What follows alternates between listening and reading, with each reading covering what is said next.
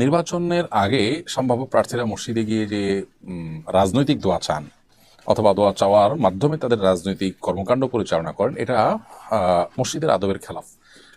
প্রথমত, এখানে নিছকই তার পার্থিব চাহিদা, পার্থিব একটি বিষয়কে উপস্থাপন করা হচ্ছে, যেটির সাথে মসজিদের আসলে কোনো সম্পৃক্ততা নেই এবং একান্ত নিজের স্বার্থের সম্পর্ক রয়েছে। নবী করিম সাল্লাল্লাহু আলাইহি ওয়াসাল্লাম যেখানে মসজিদে ইনশাআল্লাহ বা হারিয়ে যাওয়া কোনো জিনিস পাওয়ার ঘোষণা এটি পর্যন্ত দিতে নিষেধ করেছেন, এবং কেউ সেই ঘোষণা দিলে নবীজি বলেছেন তার জন্য বদদোয়া করতে, যেন সে তার ওই জিনিসটা খুঁজে না পায়। অর্থাৎ এটি নিরুৎসাহিত করবার জন্য নবীজি বলেছেন যে কোনো ব্যক্তি যেন মসজিদে নিজের হারিয়ে যাওয়া জিনিসপত্র এটা যেন কোনোভাবেই আপনার মসজিদের মধ্যে পাওয়ার বা মসজিদের মধ্যে খোঁজার জন্য, অনুসন্ধান করার ঘোষণা যেন না দেয়।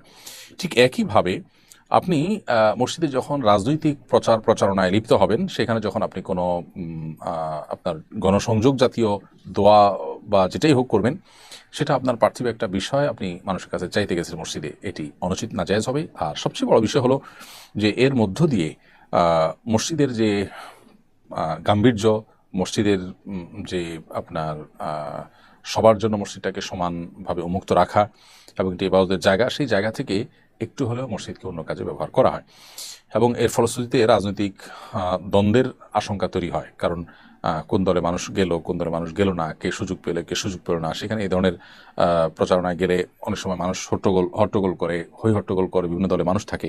সব মিলিয়ে এটা মসজিদের আদবের সাথে যায় না। এই জন্য এই বিষয়টাকে আমরা সবাই একটু বিশেষভাবে অ্যাভয়েড করা দরকার, এবং মসজিদের মধ্যে রাজনৈতিক প্রচারণা থেকে আমাদের দূরে সরা উচিত।